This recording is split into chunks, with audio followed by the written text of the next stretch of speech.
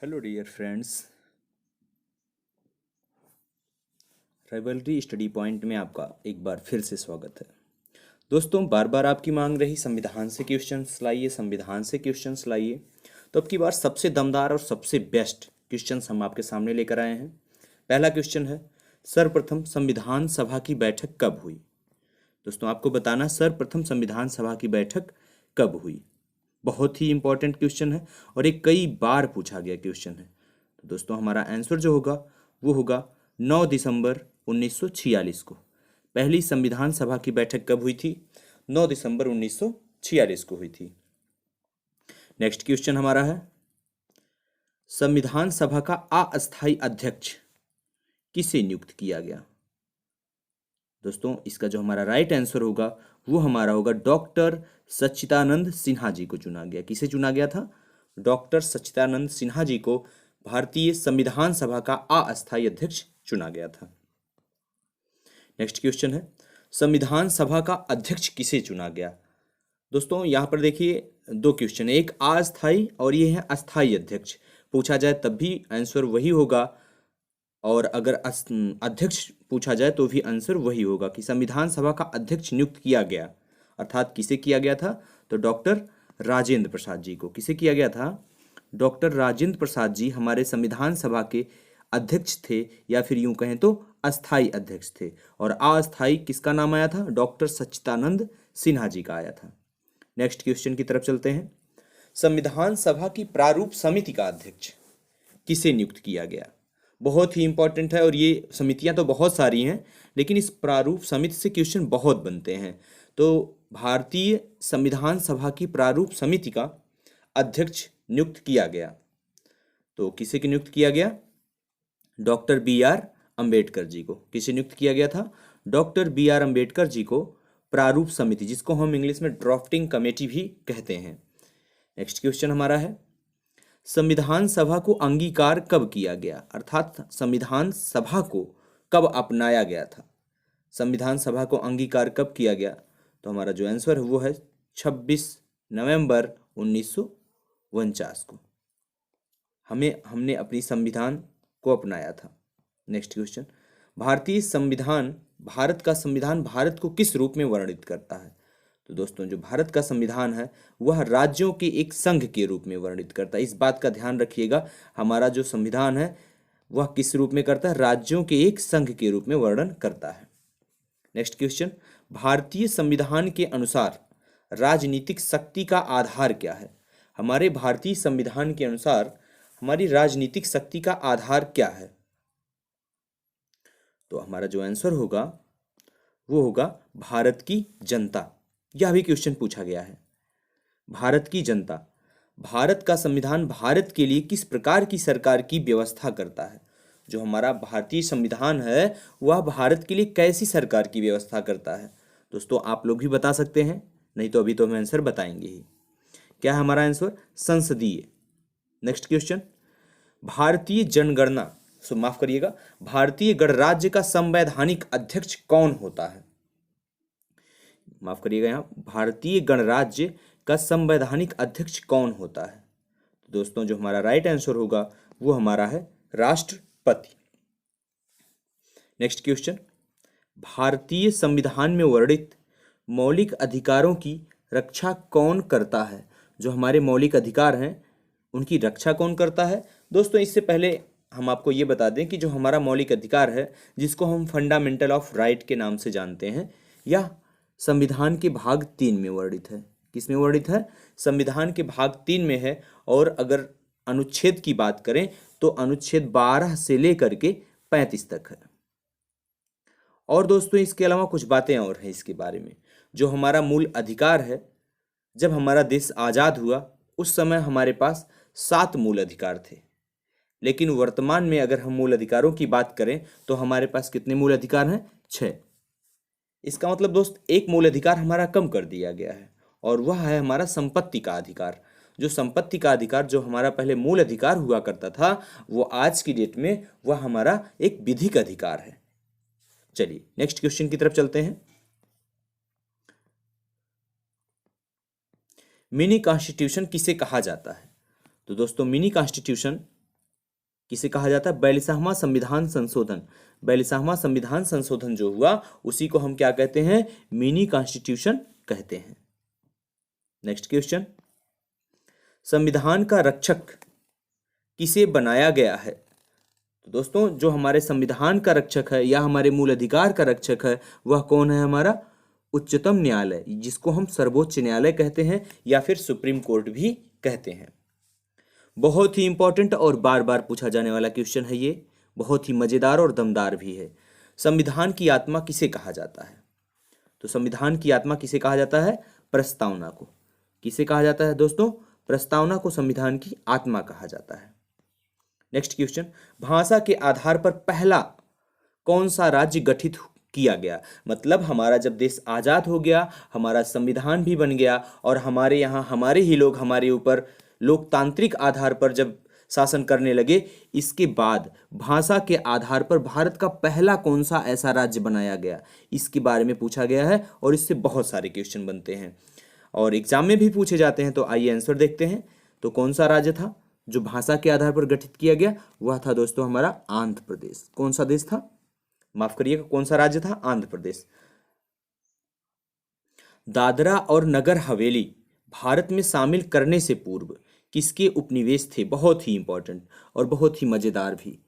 दादरा और नगर हवेली भारत में शामिल करने से पूर्व किसके उपनिवेश थे? तो दोस्तों किसके उपनिवेश थे बताइएगा आप लोग। तो जो उपनिवेश थे वो किसके थे? वो थे पुर्तगाल के। किसके थे? पुर्तगाल के। नेक्स्ट क्वेश्चन हमारा है, भारत में किस राज्य के लोगों को दोहरी नागरिकता प्राप्त थी? यहां पर है नहीं रख सकते, अब हम थी, यहां पर क्या हो जाएगा? थी। तो दोस्तों जो हमारा राइट आंसर होगा वो हमारा होगा J&K, जम्मू कश्मीर। नेक्स्ट है, मौलिक अधिकारों की संख्या कितनी है? अभी जैसा कि हम लोग चर्चा भी ऊपर किए हैं, मौलिक अधिकारों की संख्या वर्तमान में कितनी है? 6। पहले कितनी थी? 7। निकाला किसे गया? संपत्ति के अधिकार को। नेक्स्ट क्वेश्चन, संविधान में कितने मूल कर्तव्यों का उल्लेख किया गया है? दोस्तों जिस तरीके से हमारा फंडामेंटल राइट होता है वैसे ही हमारी फंडामेंटल ड्यूटी भी होती है। भाई हमारे अधिकार हैं तो हमारे कुछ कर्तव्य भी हैं और वह जो कर्तव्य हैं उनकी संख्या वर्तमान में कितनी है? 11। नेक्स्ट क्वेश्चन, राष्ट्रपति और उपराष्ट्रपति के चुनाव संबंधी विवाद कौन सुलझाता है? चुनाव संबंधी अगर कोई विवाद हो जाता है तो उसे सुलझाने का जो कार्य करता है वह करता है हमारा सर्वोच्च न्यायालय, जिसको हम सुप्रीम कोर्ट कहते हैं। नेक्स्ट क्वेश्चन, संघीय कार्यपालिका की शक्ति किसमें निहित है? जो हमारी संघीय कार्यपालिका की शक्ति है वह किसमें निहित है? तो वह किसमें निहित है? राष्ट्रपति में निहित है। आइए नेक्स्ट क्वेश्चन की तरफ चलते हैं, राष्ट्रपति के चुनाव में कौन भाग लेता है? तो दोस्तों जो हमारा राइट आंसर है वो है संसद और विधानसभाओं के सदस्य। चलिए नेक्स्ट क्वेश्चन की तरफ चलते हैं। माफ करिएगा दोस्तों, यहां संसद नहीं, यहां सांसद होना चाहिए, सांसद। और संसद भी सही है क्योंकि लोकसभा और राज्यसभा के दोनों सदस्य इसमें भाग लेते हैं। डोंट वरी, सही है। भारत का सर्वोच्च सेनापति कौन होता है? तो आपको पता ही है, राष्ट्रपति होता है। नेक्स्ट है, संसद की स्वीकृति के पश्चात राष्ट्रपति शासन कितने दिन प्रभावी रहता है? बहुत ही इंपॉर्टेंट और बहुत मजेदार। संसद की स्वीकृति के पश्चात राष्ट्रपति शासन कितने दिन प्रभावी रहता है? तो कितने दिन रहता है प्रभावी? 6 माह। कितने दिन रहता है? 6 माह। नेक्स्ट क्वेश्चन, सार्वजनिक धन का संरक्षक किसे कहा जाता है? बहुत ही मजेदार है। तो किसे कहा जाता है दोस्तों? देखते हैं आंसर, नियंत्रक महालेखा परीक्षक को। नियंत्रक महालेखा परीक्षक को कहा जाता है। किस राज्य की विधानसभा का कार्यकाल 6 वर्ष था? तो कौन थे? जम्मू कश्मीर। नेक्स्ट क्वेश्चन, सर्वप्रथम पंचायती राज व्यवस्था को किस राज्य में लागू किया गया? ये एक बार दो बार नहीं, बहुत बार पूछा गया क्वेश्चन है कि सर्वप्रथम पंचायती राज व्यवस्था को किस राज्य में लागू किया गया? तो वो है राजस्थान। और राजस्थान राज्य में कौन सा जिला है? नागौर। और कब लागू किया गया? 2 अक्टूबर 1959 को। चलिए नेक्स्ट क्वेश्चन की तरफ चलते हैं। और देखते हैं भारत में कितने राज्य व केंद्र शासित प्रदेश हैं। तो दोस्तों यहां पर जो आपको आंसर दिया गया है यह अब थोड़ा सा रॉन्ग है। नेक्स्ट क्वेश्चन की तरफ चलते हैं। जनहित याचिका किस न्यायालय में दायर की जाती है? तो जनहित याचिका किस न्यायालय में दायर की जाती है? उच्चतम न्यायालय और उच्च न्यायालय दोनों में। भारत में मताधिकार के लिए कितनी आयु निर्धारित की गई है? तो कितनी आयु निर्धारित की गई है? 18 वर्ष। समय कम है इसलिए थोड़ा सा तेज चलेंगे। भारतीय संघ की राजभाषा क्या है? हिंदी। हिंदी भारतीय संघ की राजभाषा है, ना कि राष्ट्रभाषा। भारतीय संविधान का निर्माण एक संविधान सभा द्वारा कितने दिन में किया गया? तो 2 वर्ष 11 महीना 18 दिन में किया गया। विश्व का सबसे लंबा लिखित इतिहास, माफ करिएगा, विश्व का सबसे लंबा लिखित संविधान किस देश का है? तो किस देश का है? भारत का है। संविधान में संशोधन, प्रथम संशोधन कब किया गया? 1951 में किया गया। भारतीय संविधान में किस अनुच्छेद को संविधान की आत्मा के नाम से जाना जाता है? तो किस अनुच्छेद को? अनुच्छेद 32 को। प्रधानमंत्री का सचिवालय किसके अधीन होता है? तो गृह मंत्री के अधीन होता है। भारत का मैग्ना कार्टा संविधान के किस भाग को कहा जाता है? तो भाग 3 को कहा जाता है। जब भारत स्वतंत्र हुआ उस समय ब्रिटेन के प्रधानमंत्री कौन थे और किस पार्टी की सरकार थी? बहुत ही मजेदार है।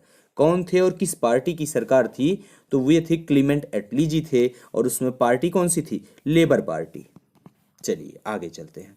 संसद के 3 सत्र कौन कौन से होते हैं? तो संसद के 3 सत्र, पहला है बजट सत्र, दूसरा है मानसून सत्र और तीसरा होता है शीतकालीन सत्र। 2 बार राष्ट्रपति निर्वाचित होने वाले भारत के प्रथम राष्ट्रपति कौन थे? तो कौन थे भैया? वो डॉक्टर राजेंद्र प्रसाद। भारतीय संविधान किस दिन लागू हुआ? 26 जनवरी 1950 को। राष्ट्रपति का अभिभाषण कौन तैयार करता है? तो कौन करता है? केंद्रीय मंत्रिमंडल।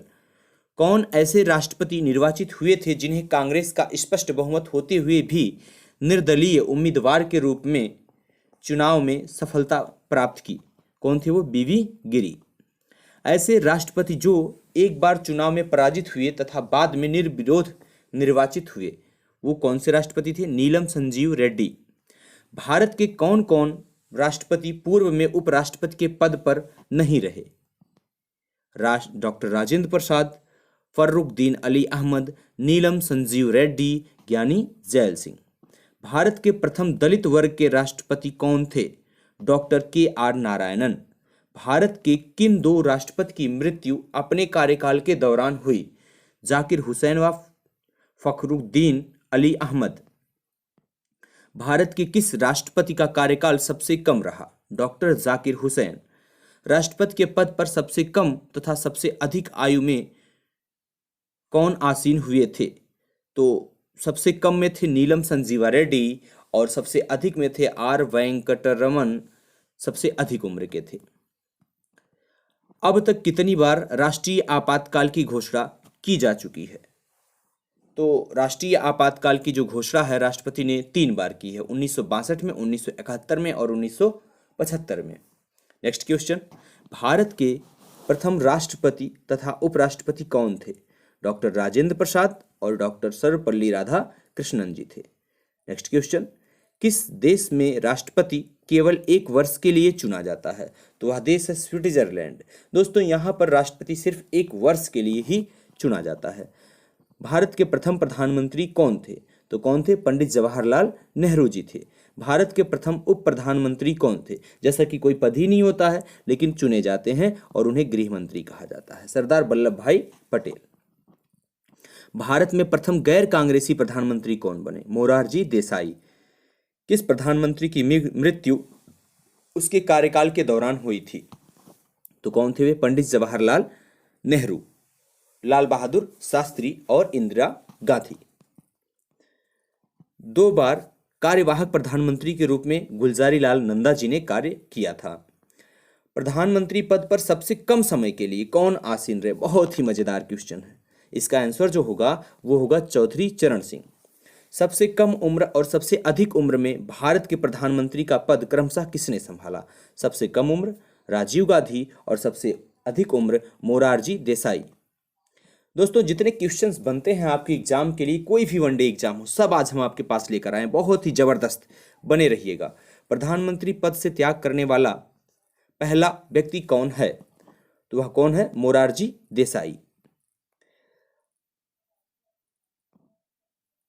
नेक्स्ट क्वेश्चन, भारतीय संविधान में राज्य के नीति निर्देशक सिद्धांतों को शामिल करने का मुख्य उद्देश्य, इसका मुख्य उद्देश्य क्या था? कल्याणकारी राज्य की स्थापना करना। दोस्तों समय की कमी है, अभी तो बहुत सारे क्वेश्चंस हैं, लेकिन फिर अगले वीडियो में मिलते हैं। तब तक के लिए धन्यवाद। वीडियो के साथ बने रहने के लिए आपको बहुत बहुत धन्यवाद।